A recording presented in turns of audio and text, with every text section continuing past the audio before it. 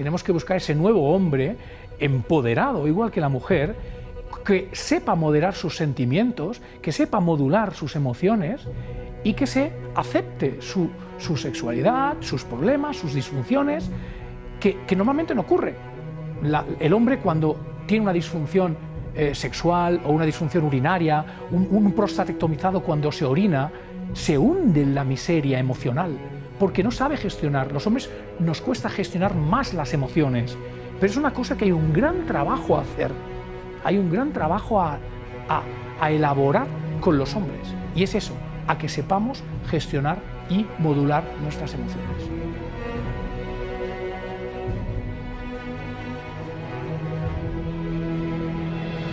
Sí, soy David Sánchez, mi clínica se llama Fisio Blanes. Blanes es un pueblecito muy cerca de la frontera con Francia, en Cataluña. Y bueno, pues estáis todos invitados es un pueblo pequeñito, pesquero, allí se vive con bastante calma. Y bueno, pues allí hace ya 30 años que estamos, mi mujer y yo, que somos fisioterapeutas los dos, y ella se dedica más a la parte activa.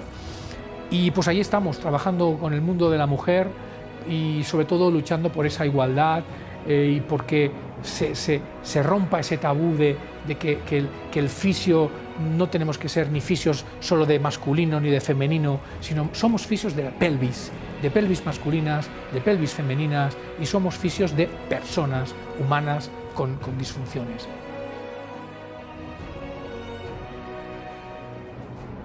A ver, en un principio nosotros realizamos estos seminarios dedicados más a, bueno, o es un poco a lo que yo siempre me he dedicado, al mundo de la uroginecología, y últimamente he añadido la urogineandrología.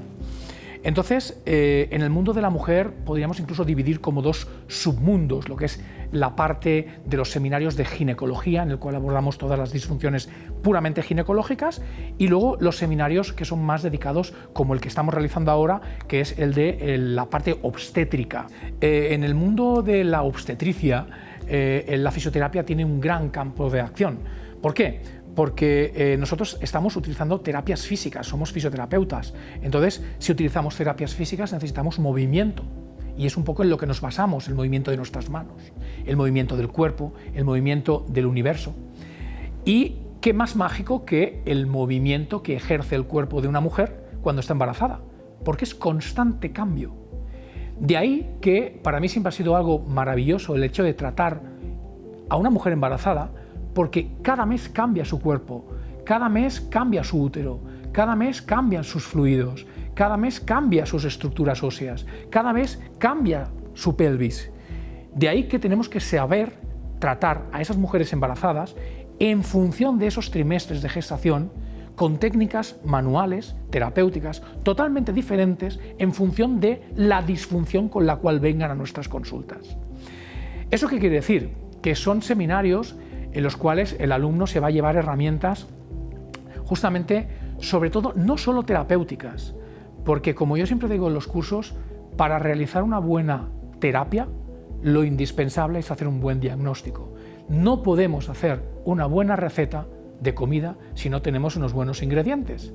Entonces yo no puedo hacer una buena técnica fisioterápica si yo no sé un buen diagnóstico.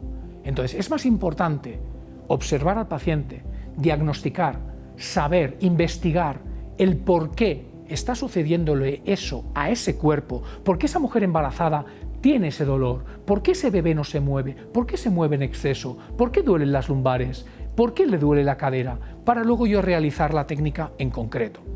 Eso sería más en el mundo de la ginecología, de la obstetricia.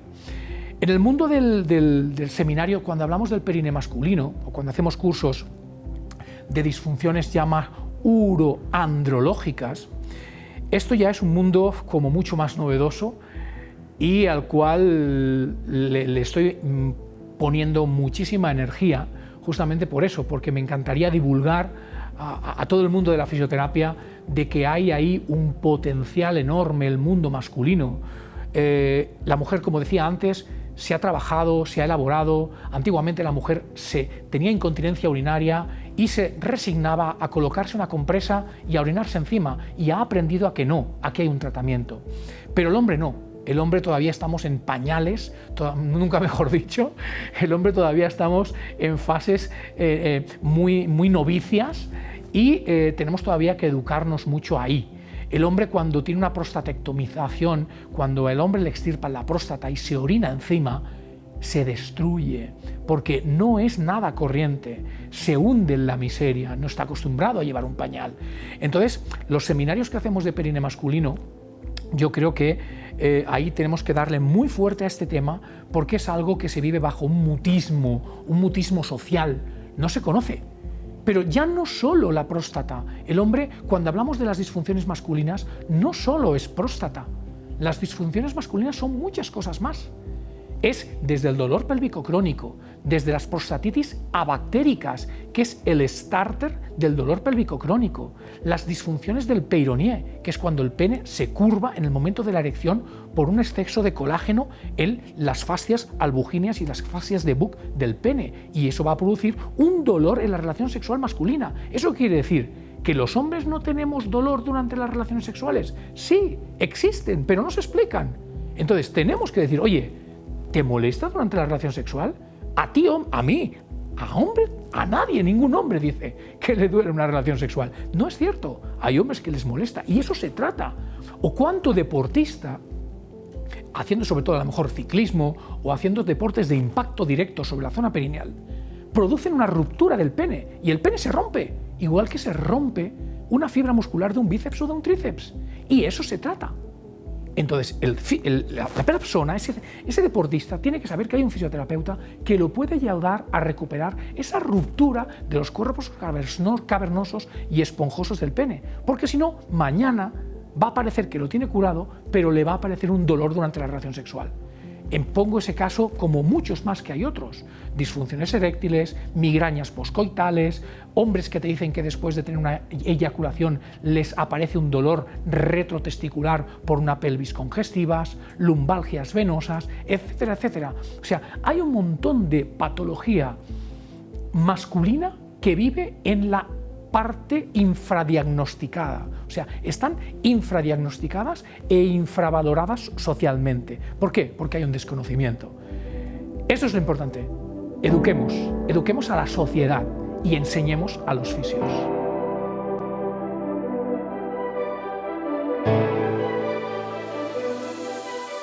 Por ejemplo, nos encontramos muchos pacientes con lo que llamamos pelvis congestivas. Hay muchos pacientes que te vienen diciendo, tengo dolor en la pelvis, me duele la pelvis. Y cuando te duele la pelvis, el paciente no es como cuando te viene una ciática. El paciente dice, tengo un dolor difuso. Si son mujeres lo saben muy bien, porque si son mujeres te dicen, es como si me fuera a venir la regla, pero no es cuando tengo la regla. Y el hombre te dice, no sé, tengo un dolor extraño en el pubis, en el sacro, pero no es un dolor lumbar. Eso es una pelvis congestiva, es una pelvis congestiva por un éstasis venoso, por una alteración en el retorno venoso.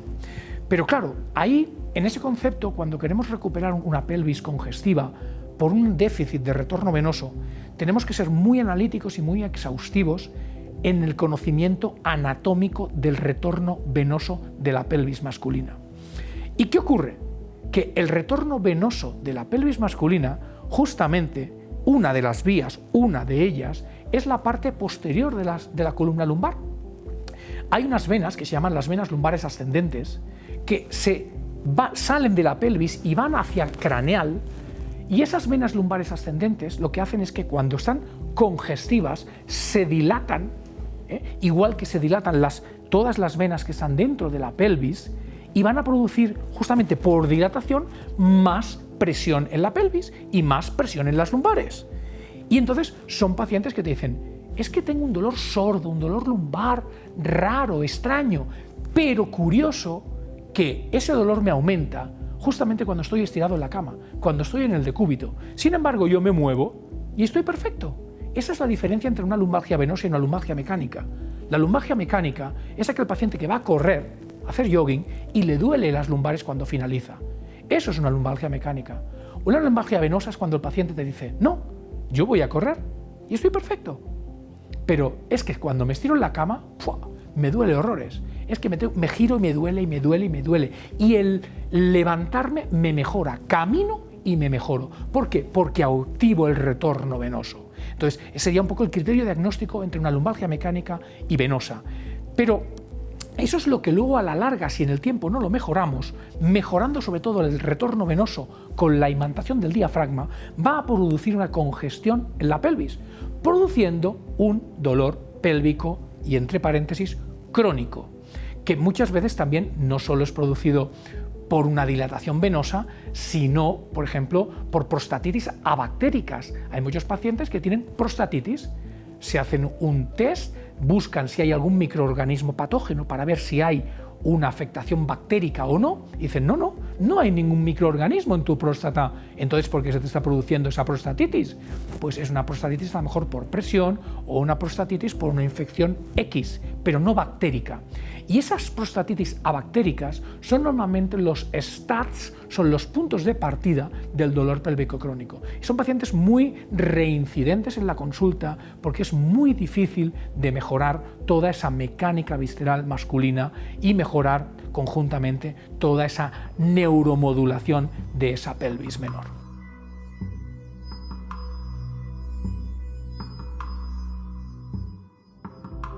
Imagínate que yo quiero descongestionar toda la suciedad, toda la sangre venosa que hay aquí. Y esto está lleno de sangre, está aquí todo compactado. ¿Y necesito qué? Aspirarlo. ¿Qué necesito? Aspirarlo hacia craneal. Necesito poner aquí un aspirador que succione este retorno venoso.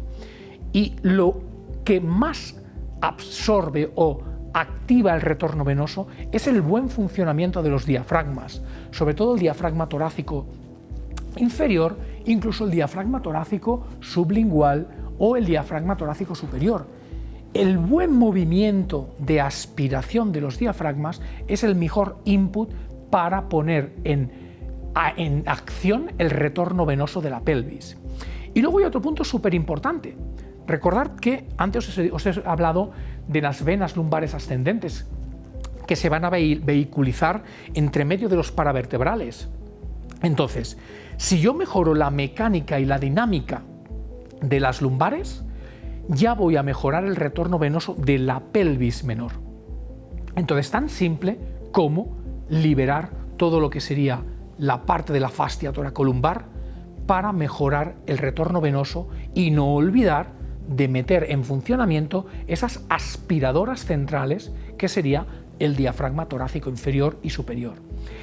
Hay mucho dolor pélvico crónico, no me gusta hablar de palabra crónica porque ya etiquetamos al paciente de que algo va a ser de por vida y eso ya sufre más. Entonces, hay mucho dolor pélvico en el hombre y tú dices, ¿y por qué? Si no ha habido un traumatismo, no voy en bici, no monto a caballo, ¿por qué? Porque justamente lo que está ocurriendo es que los aspiradores, que estábamos diciendo, dejan de funcionar.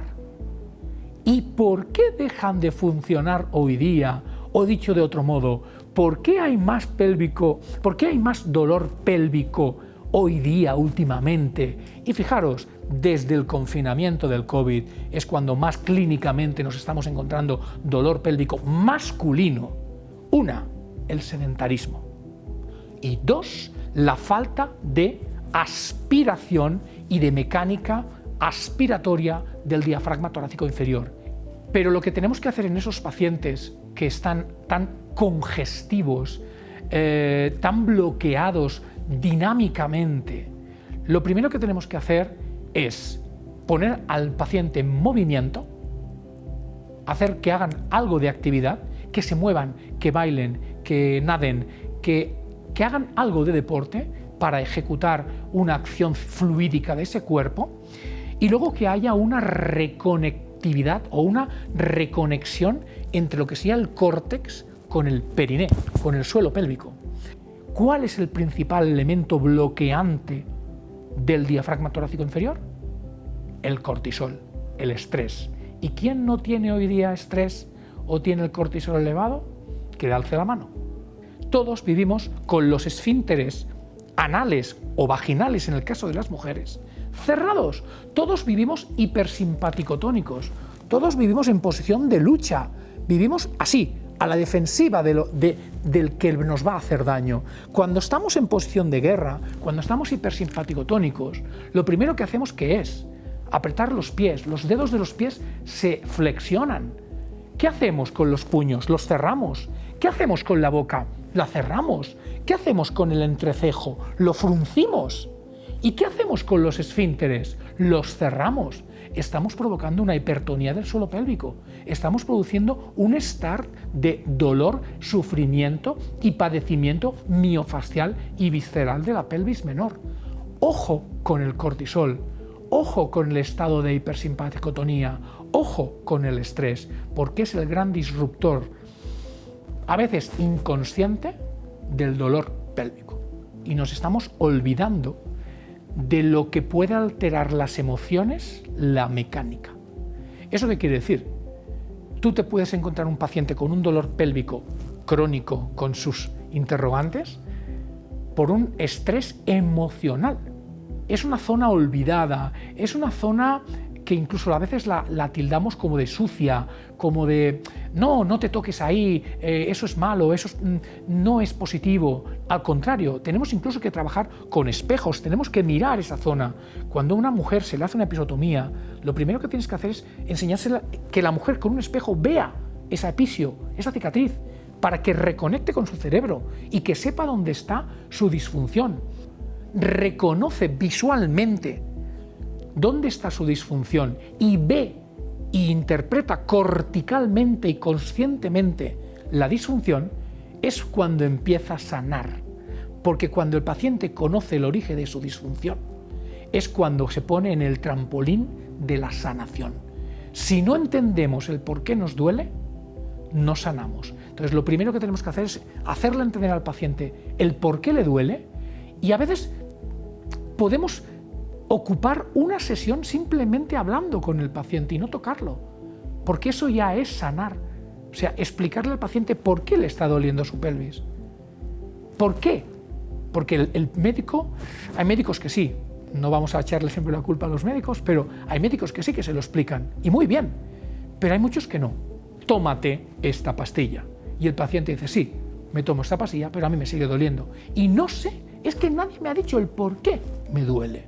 Entonces, cuando tú le dices al paciente, ¿cómo está tu estrés? ¿Cómo está tu estreñimiento? ¿Cómo es tu vida sexual? ¿Cómo es tu vida laboral? Le vas rascando en su historia clínica y va saliendo y va el paciente vomitando esas emociones, es cuando entonces te hace el gran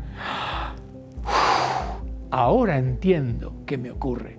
Y es entonces cuando el paciente es el primer punto de liberación miofascial de su suelo pélvico, y ahí empieza a sanar su suelo pélvico.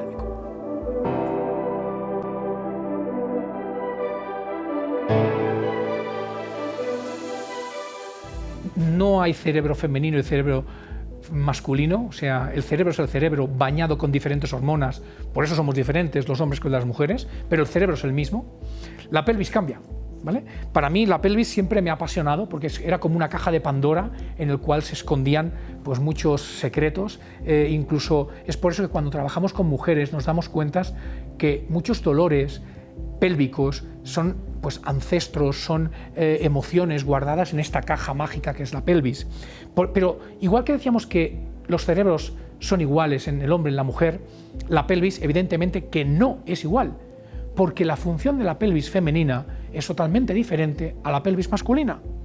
La pelvis femenina tiene una función más de aguantar, de sostener una serie de vísceras, incluso de aguantar el peso de un útero que algún día será grávido, que algún día estará con un embrión, y además llegará un día en el cual esa pelvis se tendrá que hacer adaptogénica, se tendrá que dilatar para hacer ese descenso de la cabeza del bebé y salir por ese estrecho, cruzar ese canal maravilloso. Entonces, la pelvis femenina es totalmente diferente al hombre por ese motivo, porque la función es totalmente diferente.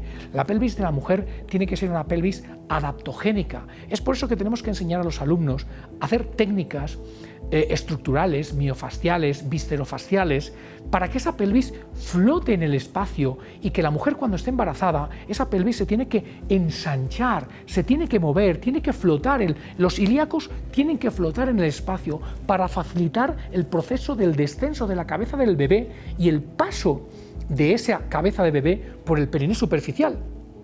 En el caso del hombre, ¿qué ocurre? Es totalmente diferente. ¿Cuál es la función de la pelvis estructural y miofascial en el hombre? Pues es mucho más simple. Es aguantar nuestra próstata y hacer comportamiento esfinteriano, sea anal o sea uretral, pipí o defecación. Y el soporte de la próstata. Es por eso que a veces una hipertonía del suelo pélvico masculino puede ser patognomónico de una prostatitis o de un proceso inflamatorio de la próstata o un proceso congestivo de la próstata.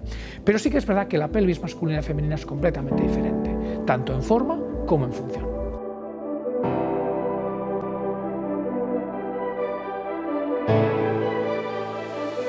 Me ha apasionado dos temas, el nacer y el morir. O sea, es un poco como un embrión. Cuando somos un embrión, somos un tubo.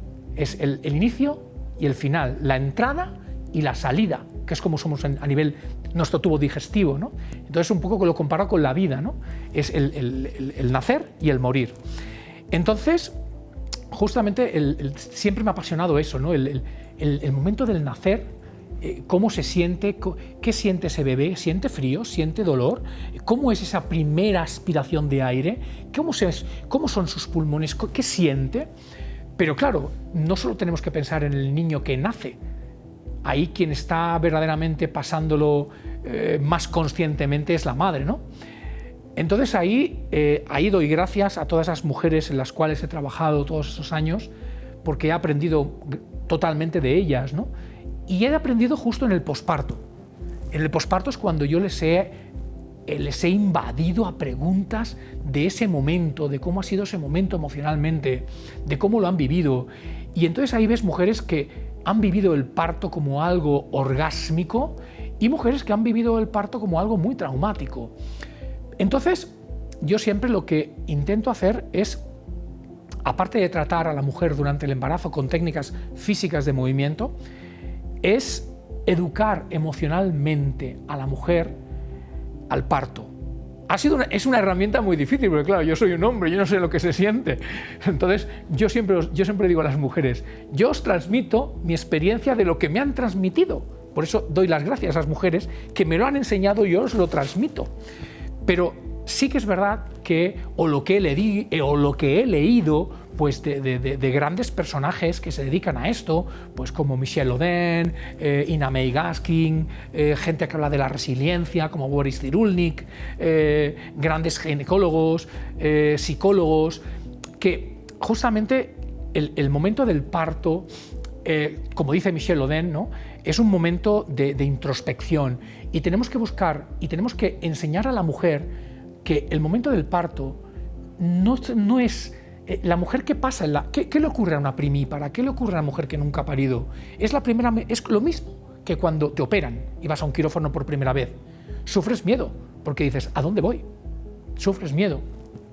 Entonces lo que tenemos que educar a la mujer es que el parto es algo fisiológico, igual que el embarazo. El embarazo no es una enfermedad, es algo puramente fisiológico. El parto es algo fisiológico y es algo natural. El parto, por desgracia, cada vez se está más obstaculizando, medicalizando, haciendo un abordaje más clínico. ¿Cómo pare un animal? En la naturaleza, en movimiento, hace un proceso de dilatación en movimiento, hace un proceso de expulsión en reposo, con un proceso de introspección. Incluso yo, cuando he viajado a diferentes partes del mundo para ver cómo parían las mujeres, que era algo que, como he dicho antes, siempre me ha atraído y me ha gustado, ahí aprendes cómo paren las mujeres, por ejemplo, en África, cómo paren las mujeres en Asia, cómo paren las mujeres aquí, en Sudamérica, y ves que en todos los sitios paren diferente. Compares, por ejemplo, con espacios como Estados Unidos, Europa, en los cuales el parto está extremadamente medicalizado, el parto está completamente como muy clínico y muy estático. Colocan a la mujer allí encima de una camilla y la hacen empujar. No, pensemos en los animales. Está bien que tengamos, o sea, no vamos a desprestigiar los médicos para nada, no es este mi discurso. El médico tiene que estar, porque si hay un sufrimiento fetal o hay una hemorragia, el que va a tener que correr es el médico. Entonces, ojo, el médico tiene que estar. Pero lo único que intento es decir, deja que la mujer se mueva en el proceso de esa dilatación, deja que esa mujer busque su introspección en el momento de su expulsivo, deja que esa mujer llegue a ese estado parasimpático, como dice Michel Oden, deja que haya ese silencio, deja que haya esa calidez medioambiental, deja que haya esa oscuridad, deja que haya esa olor, que todos sean inputs parasimpáticos y no simpáticos, porque es justamente lo que muchas veces obstaculiza el parto. Y hay mujeres que se ponen de parto y todo va fenómeno. Llega el ginecólogo con las tijeras, y ojo, no quiero decir que el ginecólogo sea malo, o que nadie se ofenda, pero llega el ginecólogo con las tijeras y el parto se paraliza, porque el miedo ya es un input simpático y la mujer, ¿qué hace? Cierra esfínteres y dices, no, tú aquí no me vas a agredir. Entonces, es un poco eso, tenemos que explicar a la mujer todas esas cosas, ¿no? Las cosas buenas que pueden pasar, las cosas malas, no cosas malas. O sea, tenemos que intentar que la mujer coja el parto como algo suyo, es su parto, pero que va a haber todo un personal sanitario, matronas, ginecólogos, personales sanitarios, que van a estar ahí a ayudarla por si hay un momento de urgencia, pero que el parto es su parto.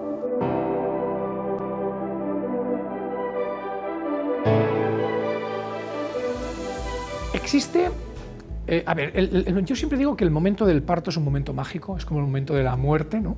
Lo que os decía, vida, nacer, morir. Entonces, el momento del nacimiento es algo mágico. Entonces, el momento del parto es otro mensaje que transmito siempre a las mujeres.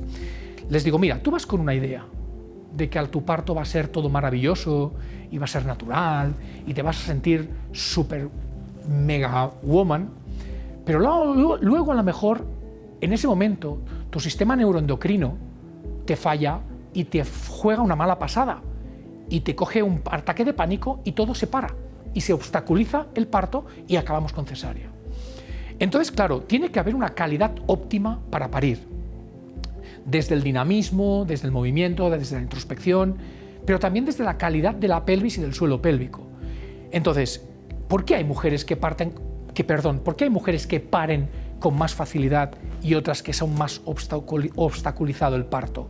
Justamente por la preparación que han tenido durante su embarazo. Y eso sí que muy empíricamente, incluso con algunos estudios clínicos se puede evidenciar, pero mi transmisión es muy empírica, os puedo decir que la paciente que se ha trabajado, la paciente que se le ha preparado su calidad miofascial y su calidad tenségrica del suelo pélvico, pare con mucha más facilidad que otra que no lo ha hecho.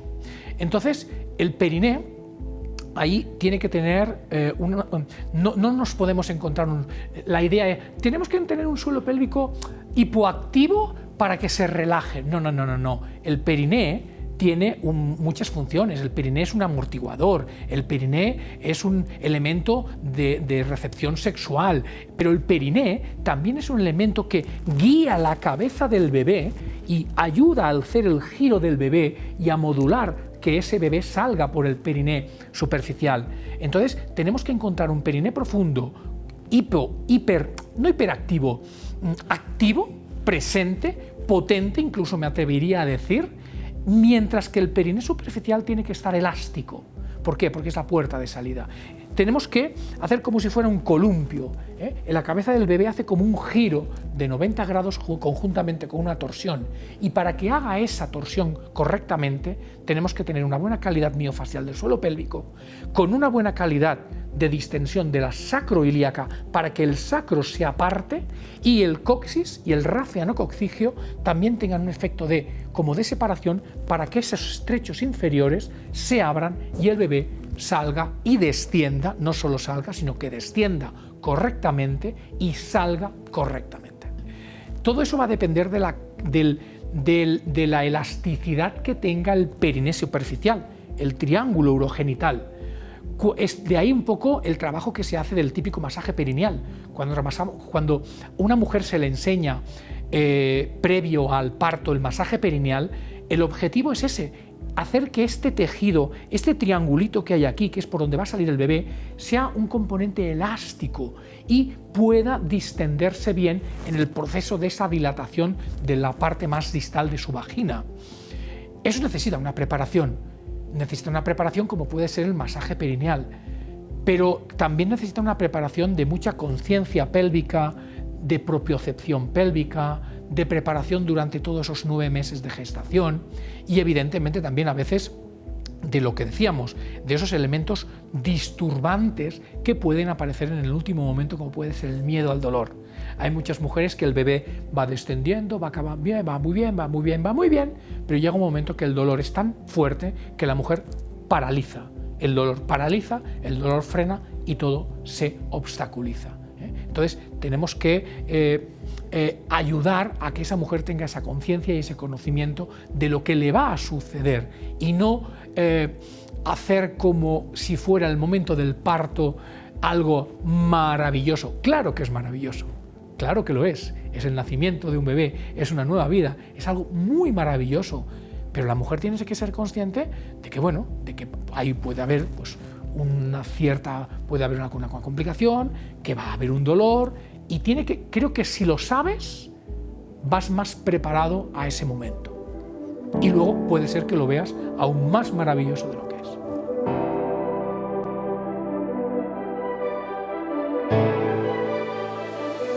Está muy de moda pues todo lo que son las máquinas de fisioterapia avanzada, la electroterapia, la punción, la neuromodulación percutánea, transcutánea. Son herramientas maravillosas que funcionan súper bien, pero no tenemos que olvidar que la fisioterapia sale de una terapia física manual y la base de esa neuromodulación, la base de esa mecanobiología, ¿vale?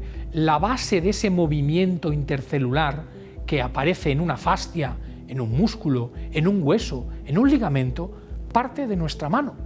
Entonces, el elemento más básico el perfil o el elemento más básico que tenemos que tener es una buena educación de nuestras manos. Nuestras manos son el mejor elemento físico que tenemos para hacer una buena reeducación, en este caso pélvico-perineal, o de una rodilla o de un hombro. Que luego tenemos técnicas de fisioterapia avanzada, aparatología, radiofrecuencias, láser, ondas de choque, etcétera, etcétera, etcétera. Evidentemente que son técnicas maravillosas que lo que hacen es avanzar y mejorar y adelantar el proceso de curación de ese efecto disturbante. Para mí la terapia manual es básica. Para mí es mi base. O sea, yo llevo de mis 30, podríamos decir que 20 han sido la terapia manual. Yo siempre mis cursos los he transmitido, los he vendido como curso de terapia manual en el embarazo, curso de terapia manual en la pelvis femenina, curso de terapia manual en la pelvis masculina. Sí que es cierto que ahora, no hace tanto, empecé a formarme con estas técnicas de neuromodulación percutánea, transcutáneas, técnicas de fisioterapia avanzada con máquinas pues, muy potentes. Y la verdad es que tengo que también sacarme el sombrero y dar las gracias a estos profesores que he tenido en esta formación, porque también os lo digo a nivel empírico, en mi clínica hemos visto un aumento considerable de pacientes que te vienen diciendo, oye, que ahora desde que me haces aquella máquina, que soy mucho mejor y con menos sesiones. Entonces, eso sí que tengo que admitirlo, que aunque yo sea un fan notable de la terapia manual, la fisioterapia avanzada, creo, como dice su nombre, es avanzada, por algo será, y creo que es uno de los grandes futuros del campo de la fisioterapia. O sea, todo suma y partimos de, no nos olvidemos, con esto quiero decir que hay muchos fisioterapeutas que están olvidando las manos para suplirlos con las máquinas. Entonces yo creo, no lo sé, es un elemento subjetivo, que tenemos que mezclarlo. Entonces todo suma. Entonces no, es como el médico. Yo recuerdo antes, pues el médico rural tocaba al paciente, le dolía la panza y le tocaba la panza. Hoy día, le duele la panza y el médico le pide una radiografía porque no es capaz de explorar una panza. Pero no tenemos que olvidar que la medicina es ver al paciente, sentir al paciente, Pero la fisioterapia es ver al paciente, sentir al paciente y tocar al paciente y sentir esa mecanobiología, esa mecanotransducción y esa neuromodulación para mejorar la lesión del paciente.